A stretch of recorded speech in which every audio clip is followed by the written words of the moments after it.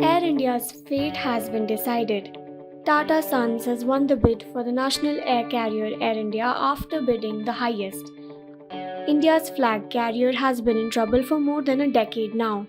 The iconic Maharaja that represented the Indian culture with a touch of warm Indian hospitality was put on the block in January 2020.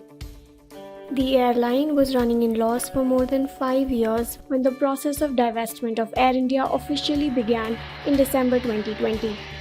It is laden with a huge debt of around 43,000 crore rupees.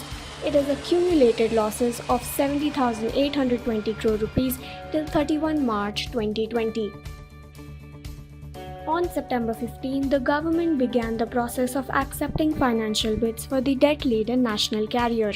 The Tatas and the SpiceJet group had submitted their bids for the same. But now Tata Sons taking over the airline has great significance for its legacy as it represents the return of the Maharaja back to its origins. So let's look at the beginning of Air India, its decline, and hopefully its reincarnation. In the 1930s, any mail bound for India from the west used to reach Karachi. It was then sent to different parts of the country by train.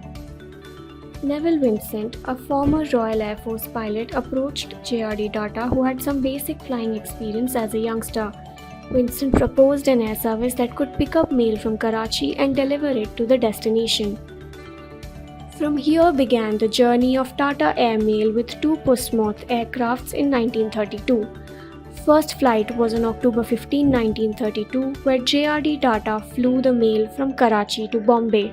In 1946, J.R.D. took Tata Airlines public and renamed it Air India. In 2 years, Air India took its first international flight from Bombay to London with the Malabar Princess.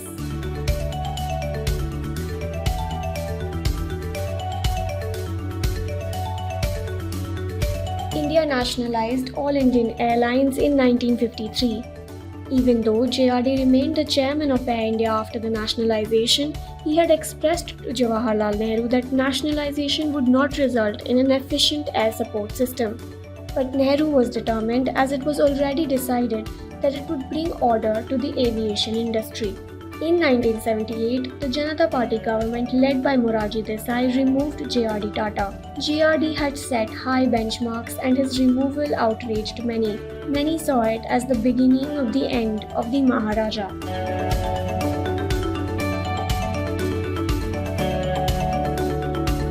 In 2007, Manmohan Singh merged the Air India and Indian Airlines while retaining the brand name Air India. The move was supposed to profit the airlines, but it didn't. Increase in competition from low-cost carriers, high input costs, and the high interest burden on debt were some of the reasons why the airlines never recovered. Never made a net profit ever since its merger.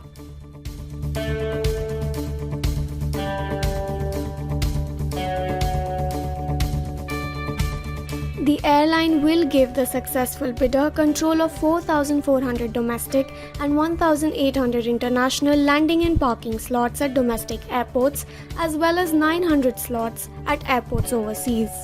The government has said that the privatization process of the national carrier will be completed by the financial year 2022, with the aim of achieving almost 1.75 trillion rupees divestment target. Tatas own around 83% of AirAsia, and the financial health of the airline is already under question. In such a scenario, one will have to wait and watch on whether Tatas will be able to transform Air India. But for now, Air India has come a full circle. A Federal Report.